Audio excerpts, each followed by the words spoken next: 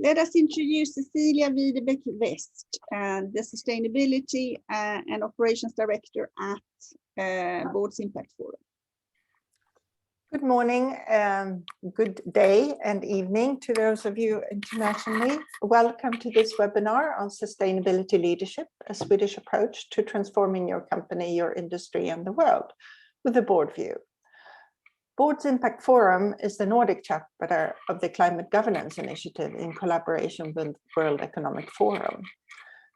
And we are working to engage board directors to accelerate climate actions and innovation for a sustainable business and a sustainable world. And we wouldn't be able to do this without our partners, and we're most grateful for their support. And today we will have, after this brief introduction, we'll have the first survey results. We will have a presentation on sustainability leadership, the Swedish approach with the board view. We will then get a perspective from Asia and Malaysia. We'll have a quick poll, a moderated discussion and a Q&A with panel, and then we'll conclude. So please share on social media. And if you have questions, use the Q&A function where we will help you forward those to the panel.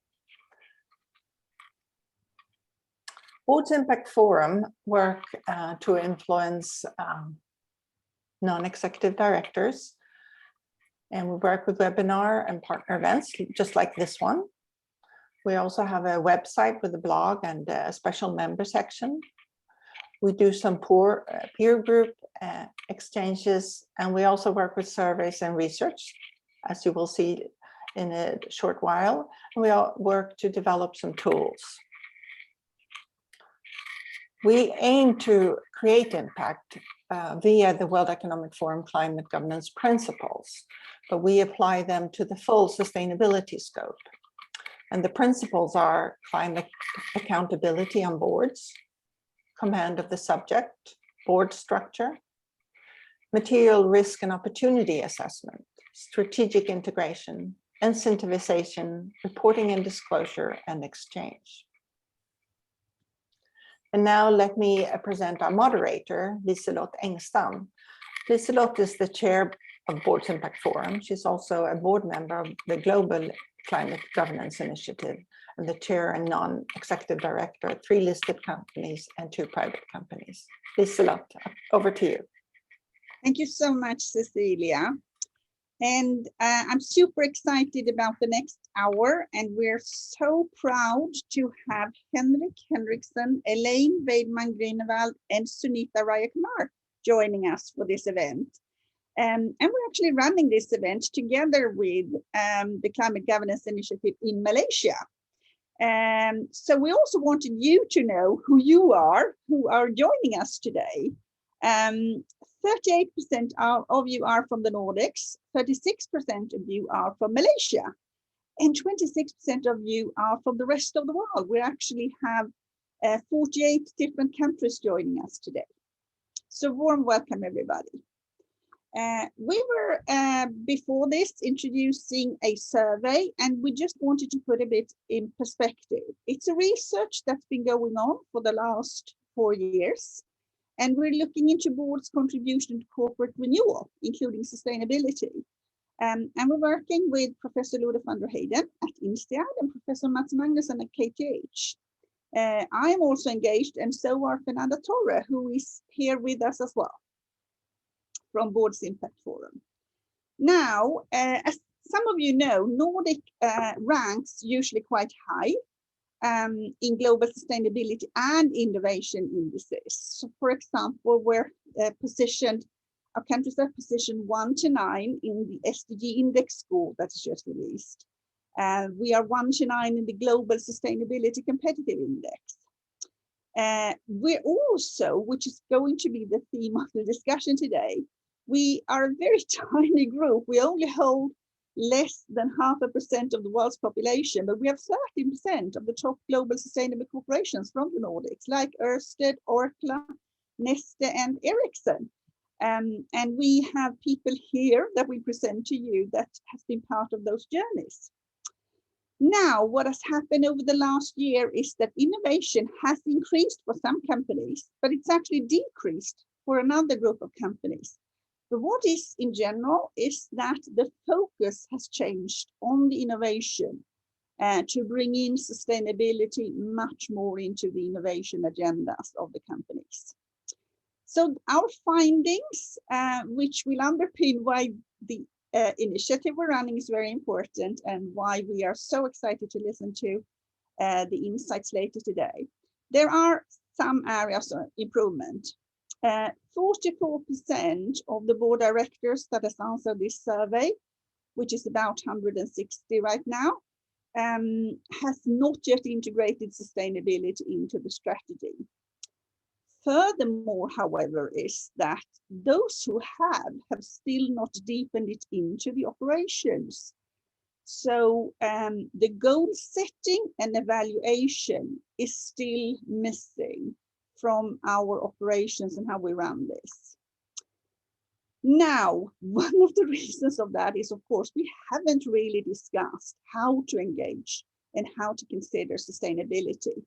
Which committees are going to be active in what? So 60% have not yet done that. In order to actually be driving corporate renewal, there are 3 areas that boards need to engage in. The first one is in sensing.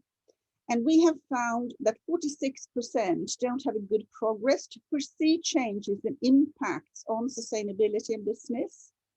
And 48% are not yet actively monitoring the solutions that expedite their business in the sustainability areas towards the purpose. The second area is pivoting to actually make the change for the company and the strategy change. And 49% of us are not yet very good at taking a balanced risk, ensuring corporate renewal.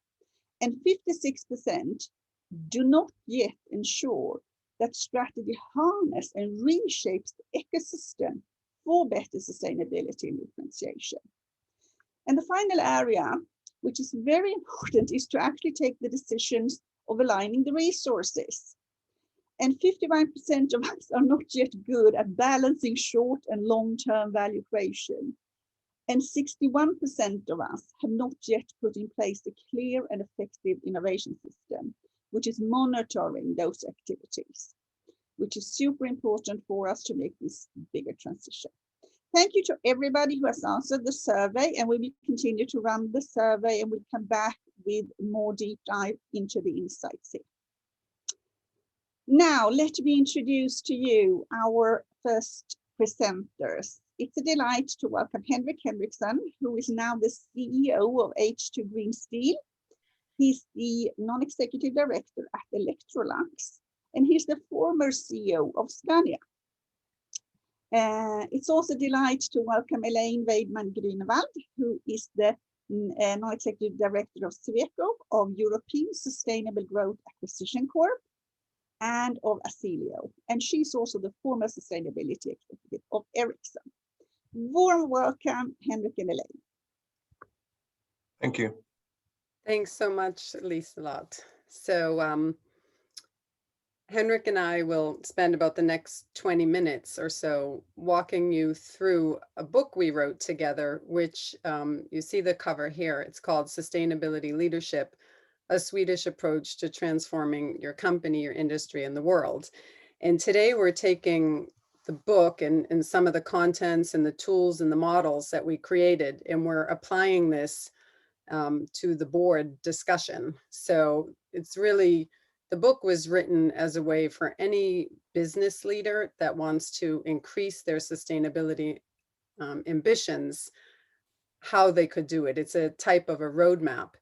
And we didn't focus so much in the book, and we won't spend so much time today focusing on the why, but rather we focus on how. If you want to do it, how can you do it? And so that's kind of the premise of the book. And I'll come back to the book in a few minutes, but really our position that we take in the book is that boards are really critical in supporting the sustainability agenda, not just for governance, but also if you want to take some big bets in the area of sustainability and you really want to leap into a more transformative position for your company. So that's kind of the fundamental starting point for today. And we also think that good governance, and we'll come into sustainability and ESG and all of that, that can't really exist without, a highly credible board competency around ESG issues. So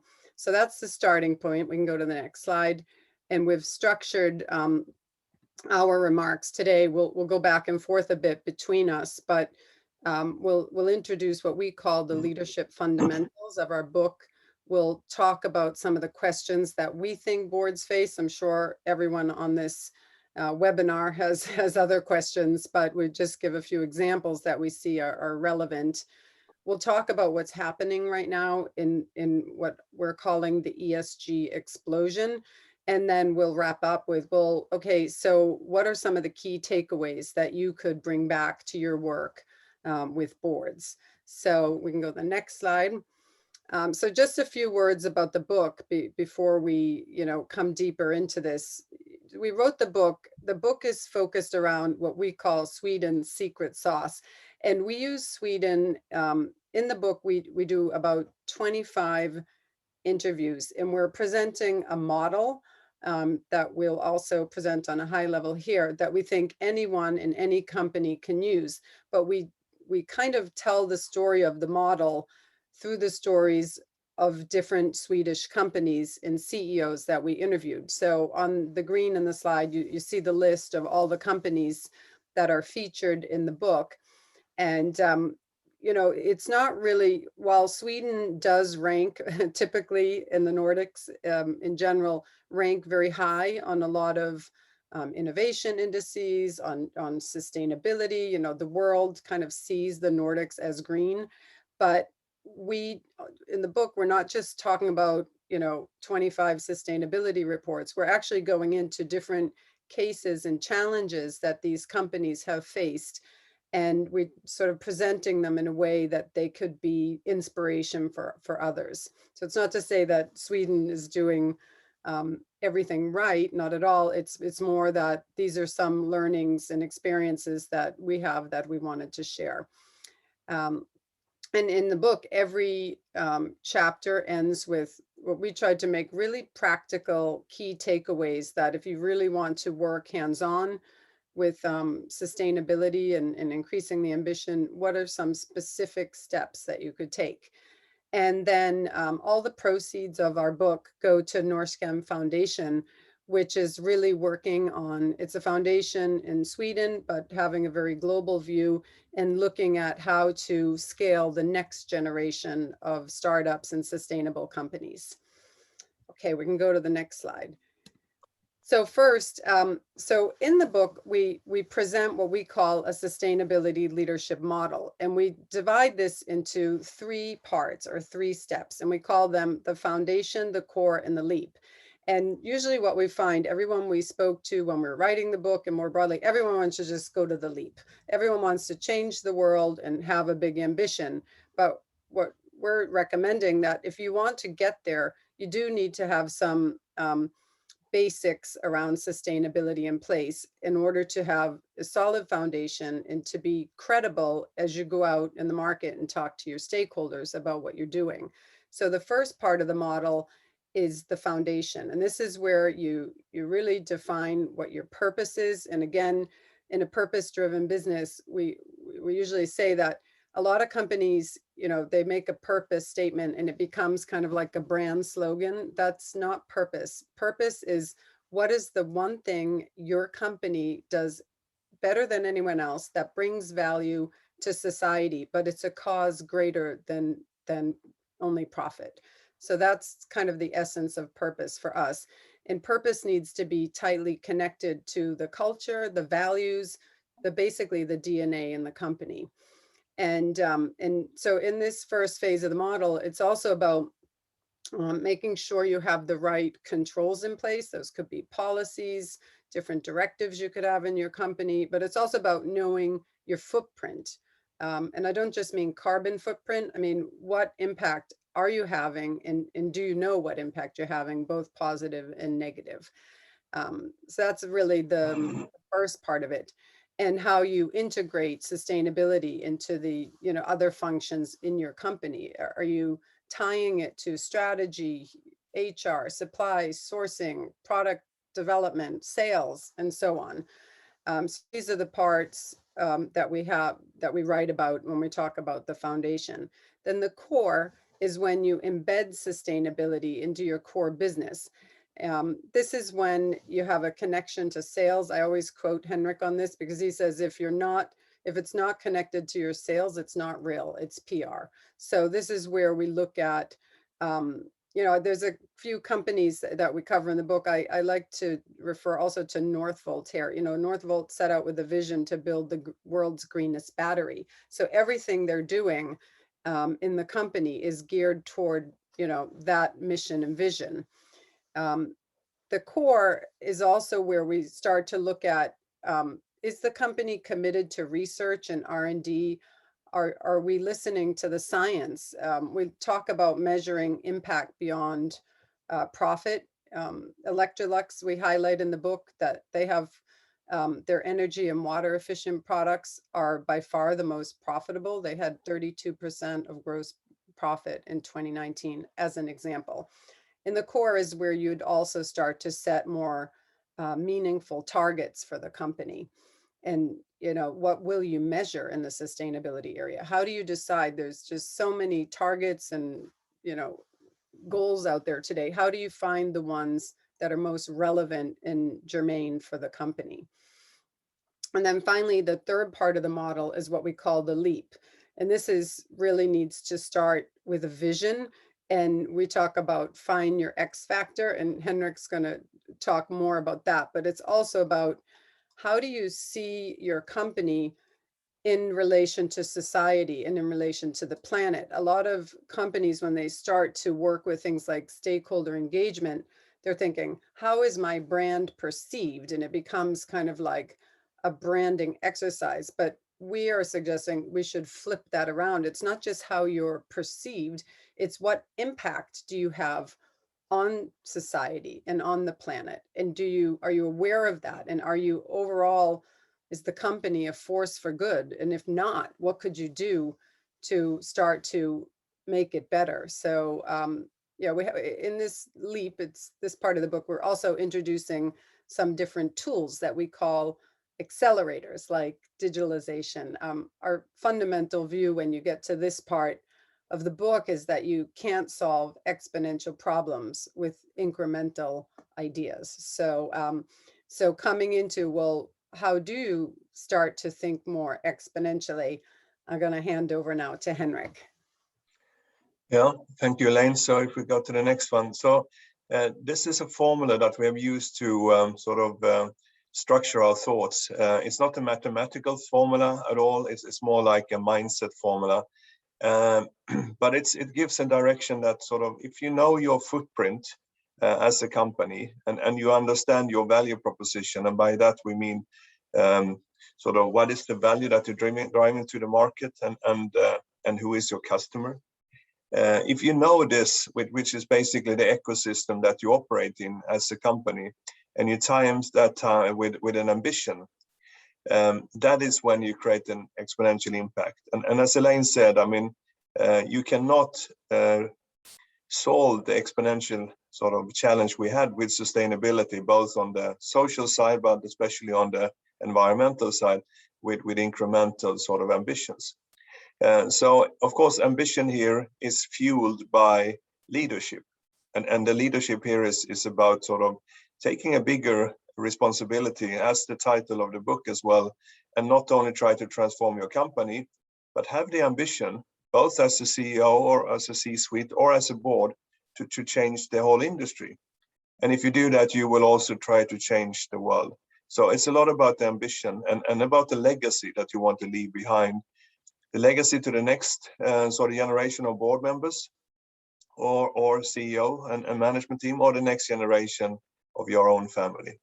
If we break this down to the next slide a little bit more, we can see then that there is a number of things you need to work with, and I will not go through all of them, but the purpose-driven leadership is where it starts and ends, and I think that is sort of the fundamental for the whole journey. That needs to come from the management in the company.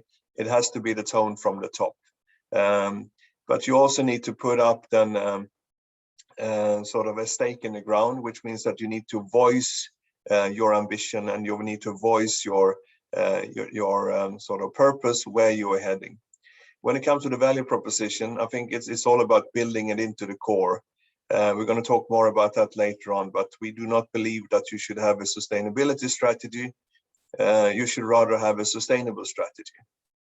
You should not have a specific organization that is working with sustainability. It should be everyone's responsibility in the company. And when it comes to the ambition, I think we talked about that, but it's about putting on this societal and planetary lens in front of everything you do, and then you get this exponential impact. So I think this is basically the book in a very short, brief nutshell. And if we then take the learnings from the books and try to sort of zoom in more on the board challenges, if we go to the next slide, that there is, of course, linked to a sustainable transformation that you need to do. There is a number of open questions that you need to address. And I'm sure that many of you are already onto these.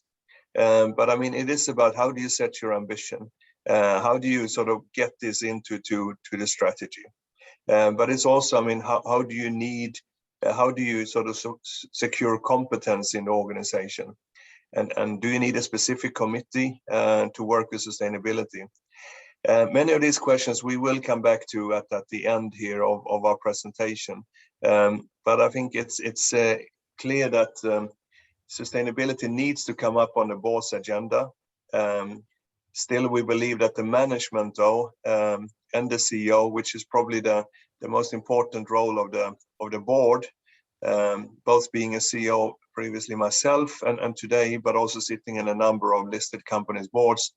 I think that is the most important assignment of the board, is to make sure that you have the leadership in the company that is driving the right direction. And if you do not have the tone of the top and the commitment of the CEO and the team around the CEO, then don't even start the journey. Then focus on doing something else. Do not try to transform your company to be sustainable then.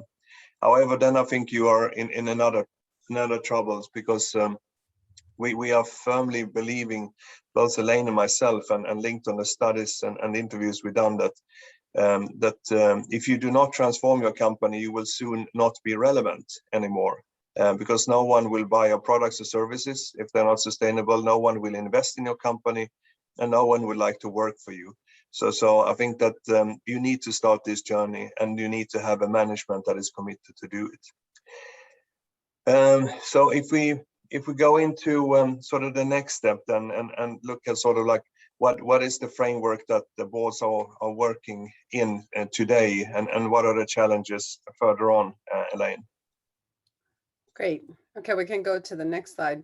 So when we started talking with Lisa a lot about doing this webinar, we just did some, quick research on boards in general and competence, and a few things here that were interesting. There's a series study that found that the top 475 of Fortune 2000 companies, only 17% of the board members had sustainability credentials, and and only 10% regularly reviewed sustainability issues at board meetings.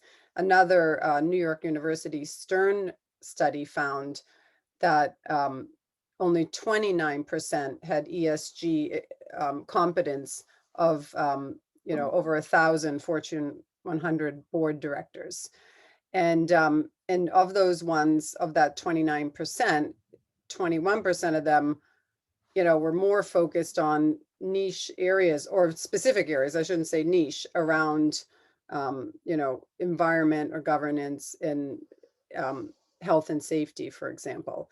And if we think about the survey that we ran for this meeting, there, just to circle back to some of the statistics that Lisa Lot shows, I mean, it's pretty shocking that 60% have not yet discovered how to engage and consider sustainability. And it was 44% that haven't yet integrated sustainability into the company's strategy. So this is changing quite quickly. However, I want to talk for a few minutes about just ESG. If you go to the next slide, ESG, I know everyone on this call will be familiar with this, but we are coming into this kind of ESG explosion. And I think that there's two ways to look at this. One is the investor perspective, where you get a set of indicators, and then you have research firms, you have Bloomberg, you have MSCI, you have many others that are producing scores, usually numerical scores, to rank your company. Maybe you filled out a survey and you've answered them questions. Maybe they've just done it on their own. And typically the higher the score, the better the company performs. But, this is kind of a jungle. I remember, in my time at Ericsson, we would get, 100 surveys a year, and you could have just full-time people that do nothing but answer surveys. So you have to really dig into this and decide, are you going to answer them? Which ones are you going to answer? And why are you answering it? Is it, we used to tie it to make sure that it was really our core set of investors that were asking. Anyway, so that's a bit the investor perspective. Some of them, have screening criteria. If you're into arms or tobacco or whatever, you could, your company would be ruled out. Others do it in different ways. And I say it's kind of a bit of a jungle. There are attempts now to harmonize this both in Europe and the US, and to get some standardization in the types of questions. But still, it's challenging to respond to all this from the investor perspective. From the board perspective, our view is that ESG is not really just about a score. It's more fundamental, or it should be more fundamental than that, about making sure you have, controls in place to manage risks that could be in the sustainability or the broader governance arena, but also that you're tying a sustainability proposition to your core business, and that you're looking at the upside of it and the opportunity. And that, probably most fundamental, is that you have facts and data that can support your position. If you go to the next slide, when I refer to this ESG explosion, it's really in the last couple of years. We used to talk about, millennials and what they wanted.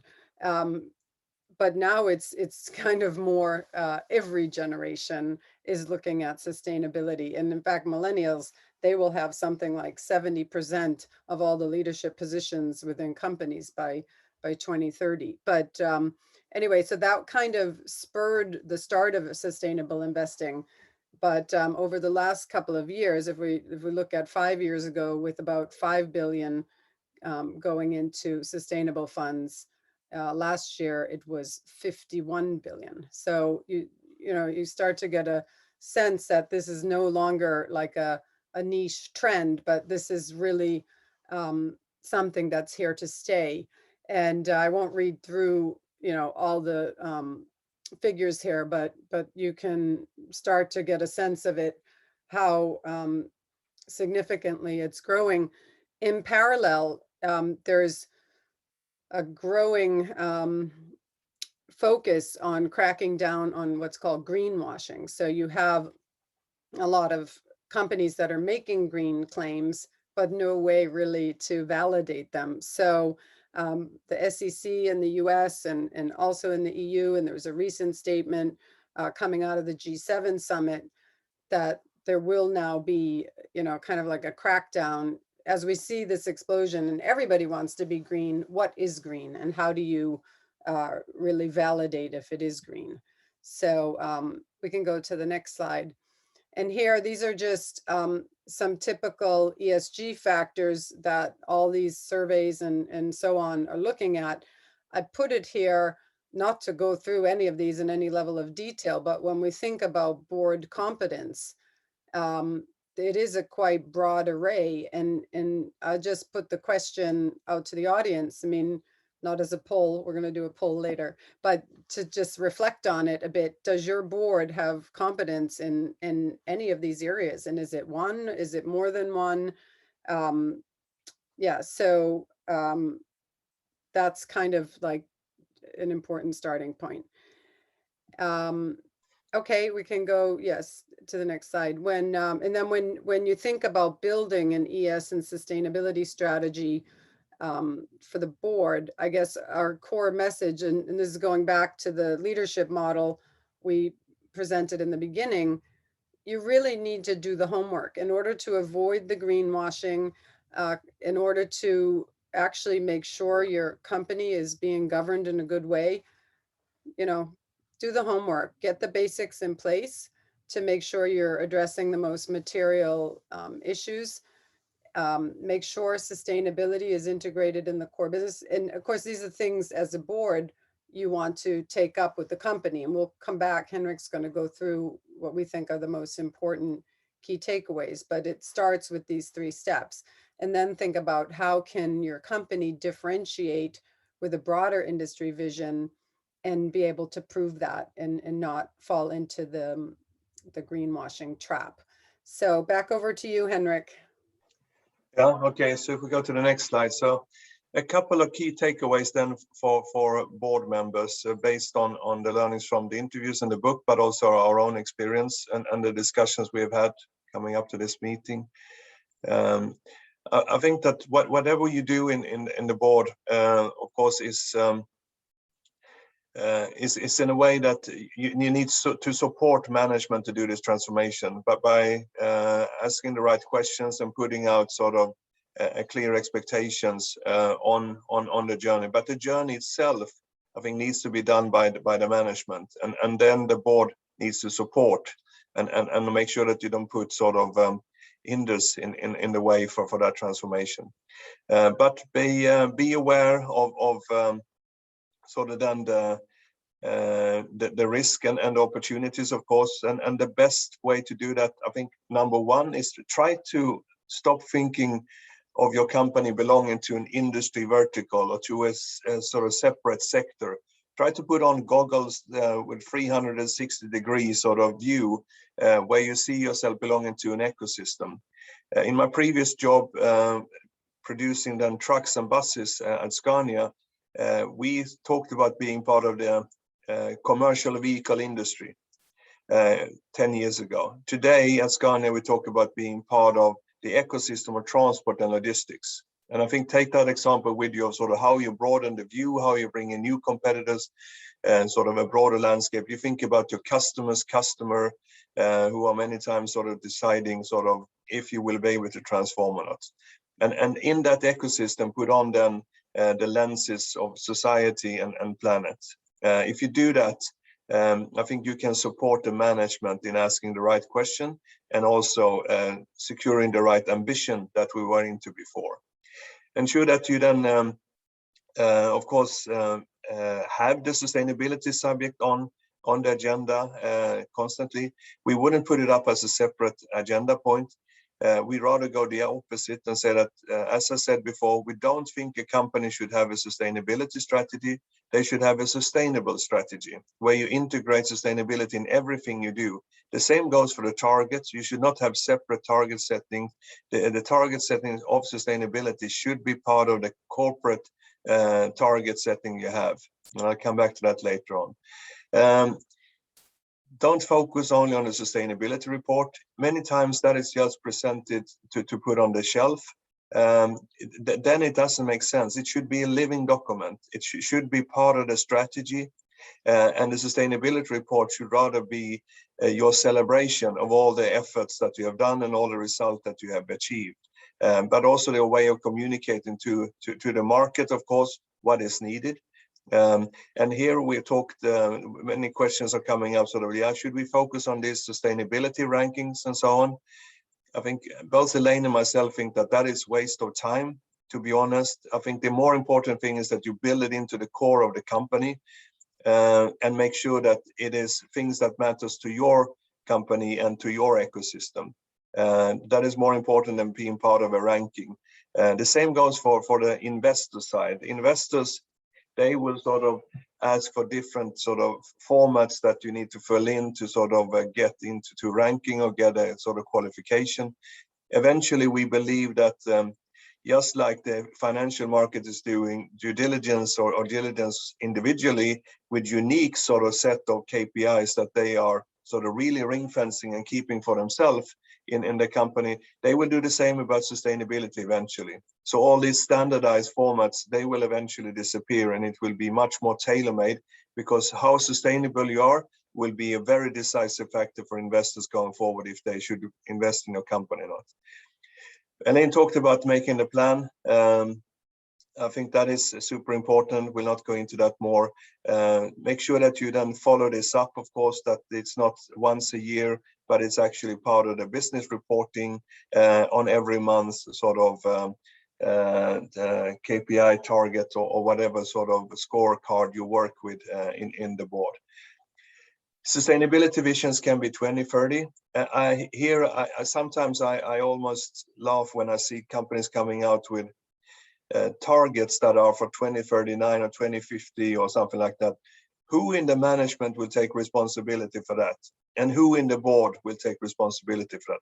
It's fine to have a vision that is maybe 10 years away, but the targets needs to be this year, next year, and maybe reaching up to 2025. Otherwise, they're not relevant for the current management and the board.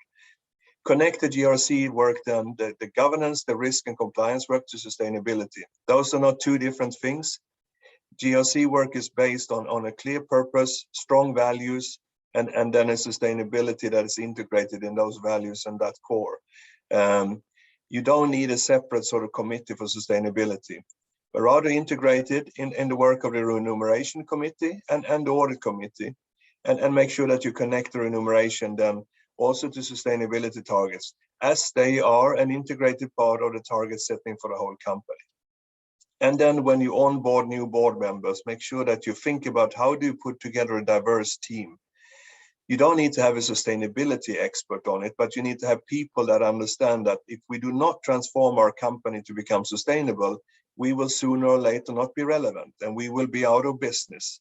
And I think that's the mindset you need to start looking for. And that should be part of everyone's agenda in the board. You cannot have one sustainability guru sitting there trying to change the company. It has to be anchored in the management, and it has to be anchored in the whole board. And then, of course, know your stakeholders' positions. We usually talk about that the purpose you need to have as a company to be sustainable need to address not only the usual three suspects of stakeholders, like the customers, the employees, and the shareholders or investors. You need to add two more stakeholders, and that is the society and the planet. If you have those five stakeholders in front of you, you will make the right judgments when you move forward on your journey in that ecosystem. I think with that, Elaine, back to you to wrap it up. Okay, just one last slide. Yeah, that's us. That's our book. We encourage anyone to look into that. We have a website for the book if you want more information about it. So back to you, Liselott, to continue. Thank you so much. And thank you so much for sharing that. And I also know it spurred a lot of discussions, actually bringing the message over to the board side from your book. So thank you so much for taking all of that time. Sunita is our next presenter, and Sunita is the founder of Climate Governance Initiative in Malaysia, but she's also an independent director, a non-executive director. She works on MCS Insurance Berhad, on Zurich General Insurance in Malaysia, on Dutch Lady Milk Industries, and Berjaya Corporation Berhad, which makes for a very interesting combination. So Sunita, can you help us understand a bit around the perspectives from Malaysia and Asia? Thank you, Liselott. I thought that was such an interesting presentation by Elaine and Henrik. Thank you very much. I really am very grateful for this. I first heard about the book from our Swedish ambassador, Dag, whom I hope is on this call, because he's been a #1 supporter of promoting Nordic sustainability philosophies in Malaysia. But yeah, definitely we have a challenge in Asia. Asian economic growth is fueled by cheap coal. And even the transition fuel is a fossil fuel gas. There are only 3 Asian countries that have declared climate targets, which is China, Japan, Korea. This part of the world is a factory for the world, and we are very much trading nations, still needing to build schools and hospitals, and worried about investing in an increasingly long tail of obsolescent technologies in products and solutions. And added on to that, there's also resource security challenges, water, energy, food, which is going to be a central problem. Almost all districts in Vietnam, for example, are experiencing rising salinity as a result of rising sea levels. And we understand that infrastructure development is very resource intensive, extractive from the environment. So limestone casts in Kinta Valley, which is outside a city called Ipoh, which are over 300 million years old, are being mined and stripped. So Asia does need bold action. Southeast Asia is going to be disproportionately affected, and this accounts for 1/3 of global GDP. We are a net exporter to developed countries. And the Standard Chartered survey very recently demonstrated that by 2025, more than 3/4 of MNCs, multinational companies, will start to remove suppliers that don't meet expectations. So there clearly is an expiry date for carbon reliant businesses, and that is fast approaching. So multinationals are going to cut us out of our supply chain. There's plenty of low-hanging fruit, things that we can do, but it's not a simple solution to a deeply complex and nuanced challenge.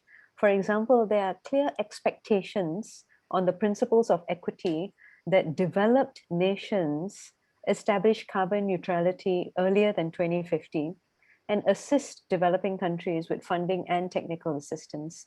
This principle of common but differentiated responsibility is something that the vast majority of the world is going to be looking for. And regrettably, the recent vaccine rollout during the pandemic has not been helpful, because the World Health Organization has pointed out that 10 countries accounted for 75% of vaccines administered.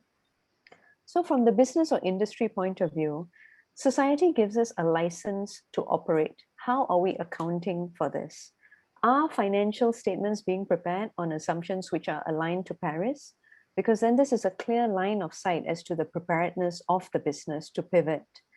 It's very likely that corporate profits are going to be misstated if it does not incorporate the social cost of emissions.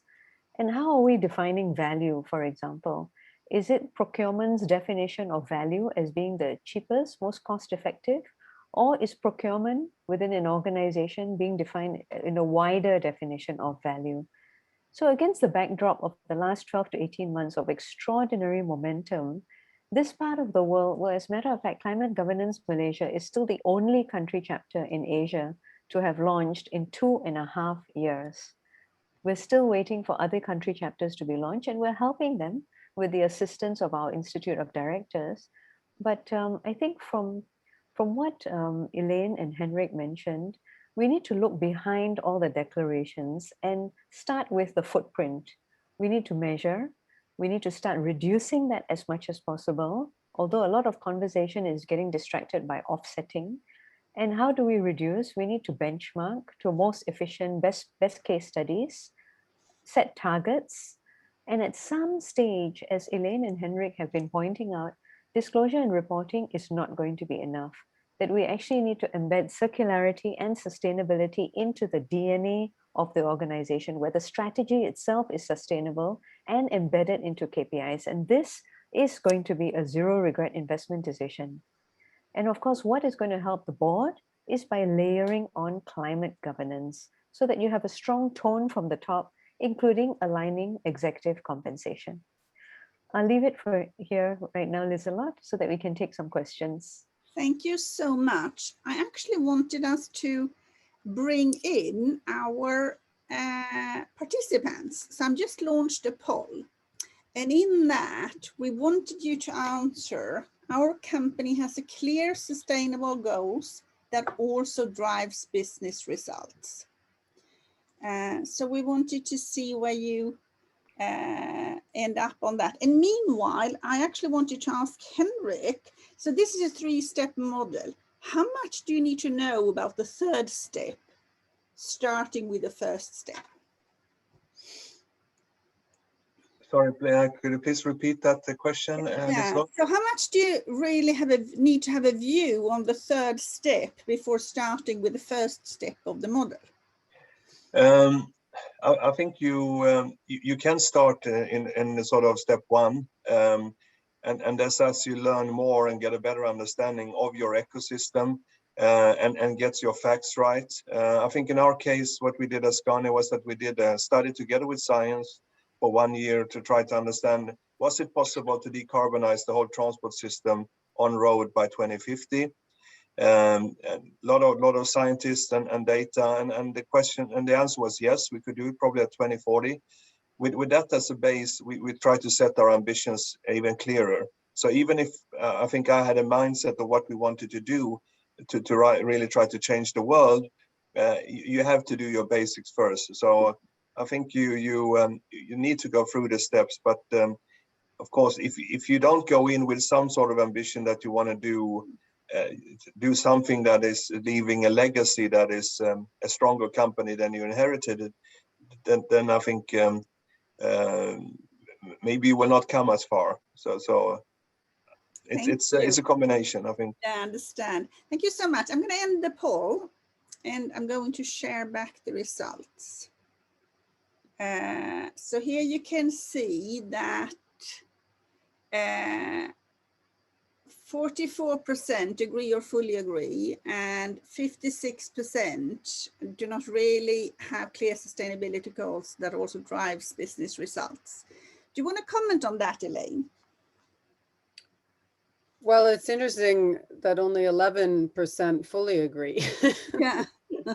Or maybe it's alarming. It's not interesting, but this is the reality that we have today in the world. I think this is probably more representative, as we have quite an international group of participants here. So I'm not surprised, but it just shows that there's a lot of work to be done and a great opportunity for the companies, as Henrik was saying, that can get this right and start to engage. Thank you so much. I just wanted to bring back this thing about that the boards haven't started to discuss, they haven't agreed how to get it in. What do they need to do to actually get into that? And do you have any comments on that? And do you want to start this time, Sunita? Sure. As I mentioned just now, I think the first step needs to be measuring. That you need to know if you're going to align behaviors, you need to align numbers. Tabling the principles of governance, climate governance, because it's a very clear guide with helpful questions that literally walk the board through how to implement climate governance on the board. Looking behind the declarations. So, and this is an experience that our national oil company experienced. They would say, yes, we're looking at carbon neutrality, but the investors, especially the ones from Europe, they wanted a lot more detail, not just dates, milestones, what technologies are you depending on? Are these technologies available at scale? So I think there's a tsunami of investor expectations approaching, and capital markets are forward-looking. So they're going to pull these risks forward, and this is going to affect us. If I can share an example of two companies that have done a really good job in Malaysia, at least. There is a property developer called MRCB, and they've started quite early on. They're clearly articulating the basis of their scope 1 and 2 emissions, very rigorous benchmarking, and this sort of disclosure, even though they attend so many analyst or investor meetings and nobody asks them about sustainability, but they're starting this on their own. And it's this deep thinking and insights are a proxy to the quality of management and directors. And another organization, Nestle, has on its own, and this doesn't affect their profitability or cash flow, but they've worked with the city council and they've reached out to 20,000 households to painstakingly educate them about the importance of separating waste at source. Now, they didn't need to do this, but they've partnered with a lot of NGOs. And so it's these sort of signals that you want to be early to the market. So when we see our members at CGM or at the CEO Action Network stepping up to be part of increasing climate ambition, sustainability ambition, we also see this as a competitive advantage, that they are starting to pivot soon, and this is going to create a big gap between the early movers and the laggards. I think it's super interesting. And I think one point that Elaine and Henrik, you made also very clear is you need to get it into the strategy. So Elaine, I wanted to ask you, I mean, if you're an existing company, you haven't really moved. How do you get it into the strategy? Do you do a separate revisit? Do you start with the materiality risks? Where do you start? How do you work with this?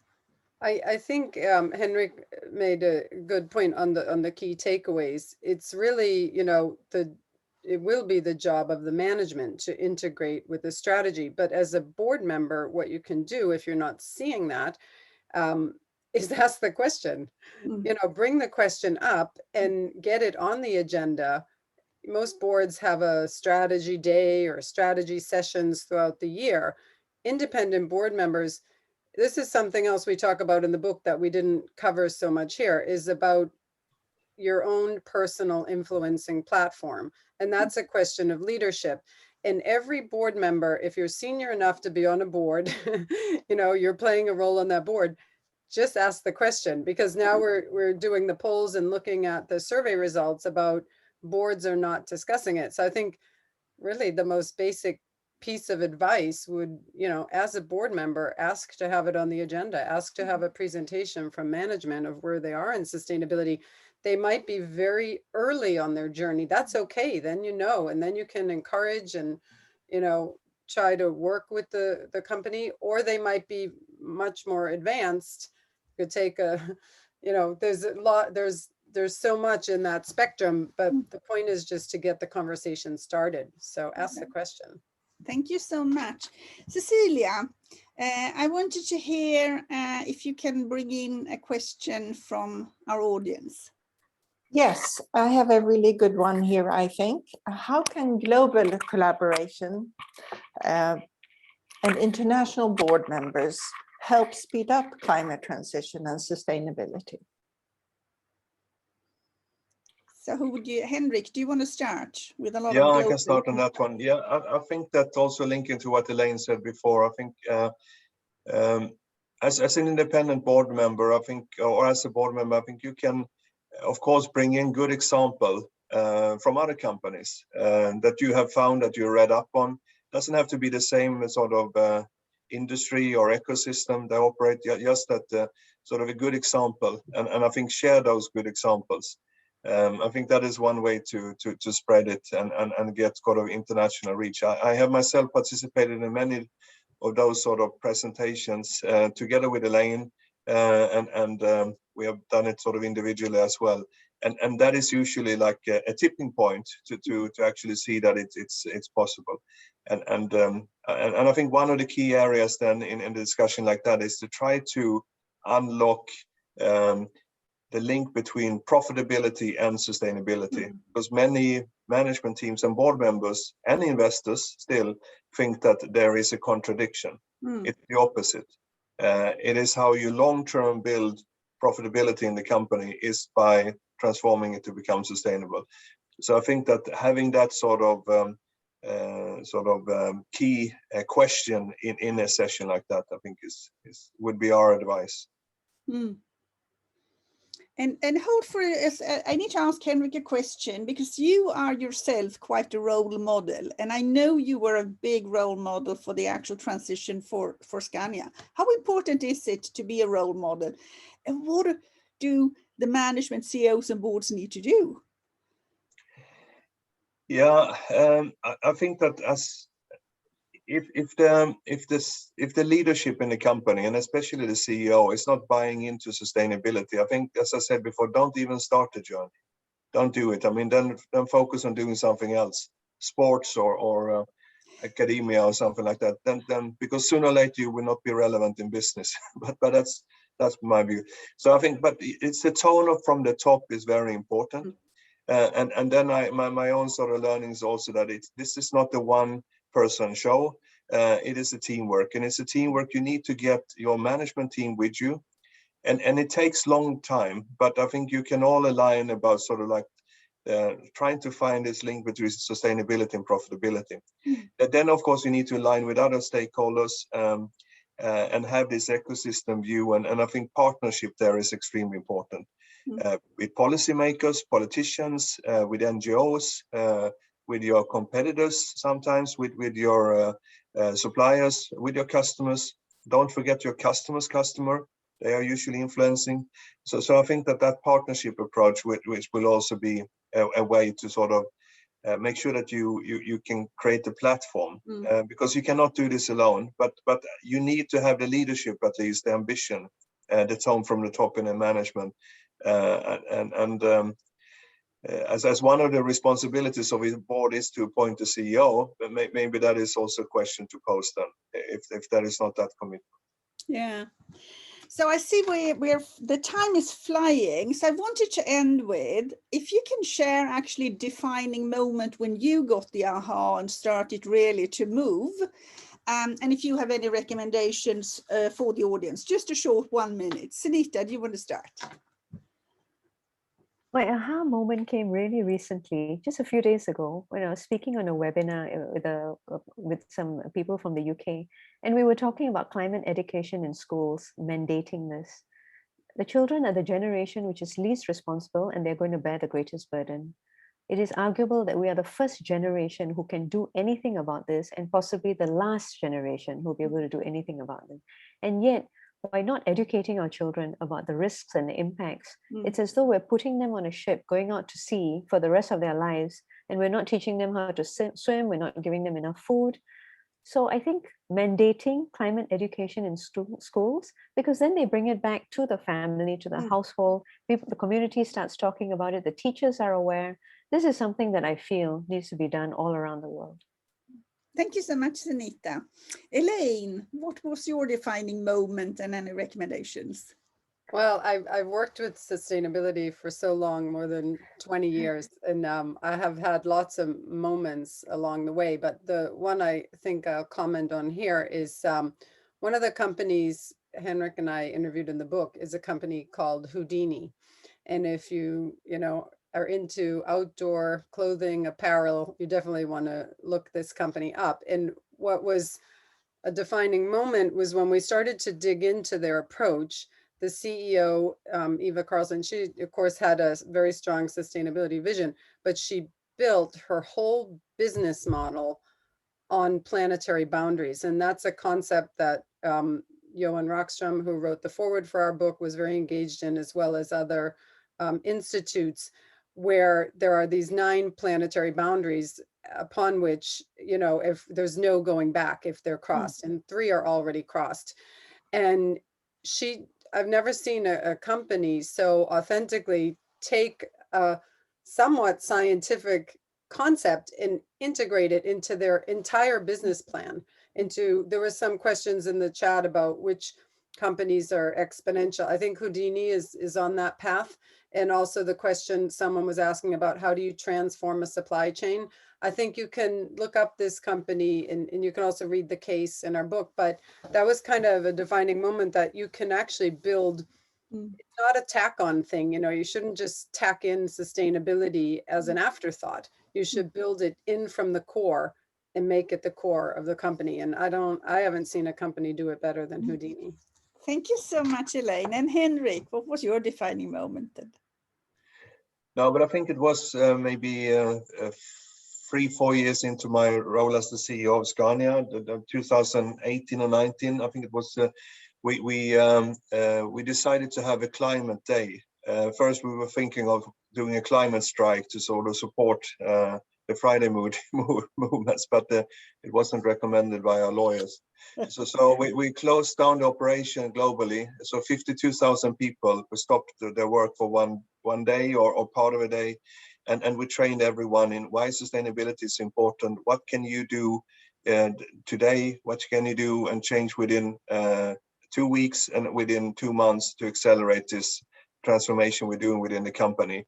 And the great thing with that was that it was the smallest possible group. So like the smallest workshop team in Kuala Lumpur or in our factory in Sao Paulo, or in our R&D center in Södertälje, groups of 5 to 10 people, and then the normal manager there in that team manager, trained its own team, which meant that we got 2,500 leaders that became ambassadors because they needed to train someone else, back to what Sunita was talking about, the aspect of training.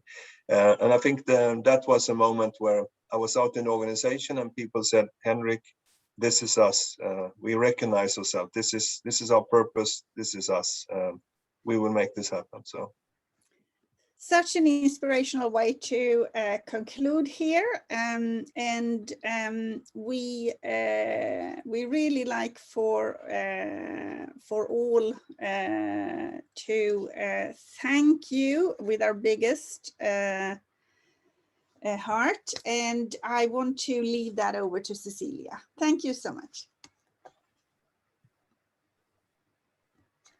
Thank you all. It's been most inspiring, and as usual, time flies when that happens. But I would like to thank our presenters and panelists, Henrik Henriksson, Elaine, Weidman-Grunewald, and Sunita Rayakumar. And thank you to the audience who's been very engaged. Unfortunately, we have not been able to answer all of your questions. I also would like to thank the board of Boards Impact Forum, and of course, Climate Governance in Malaysia for doing this together with us. And last, I would like to express my deep gratitude to our partners, FSG, DLA Piper, Board Network, Boardman, Prime, Swedish Academy of Board Directors, Scandinavian Executive Institute, and Directors Institute of Finland. Thank you all. Thank you. Thank you so much. And just a little highlight that we continue, and you can sign up as a member supporter, and we will have our next webinar on August 26th, which is related to competence for strategic sustainable business. So they do tie in all together. Thank you so much.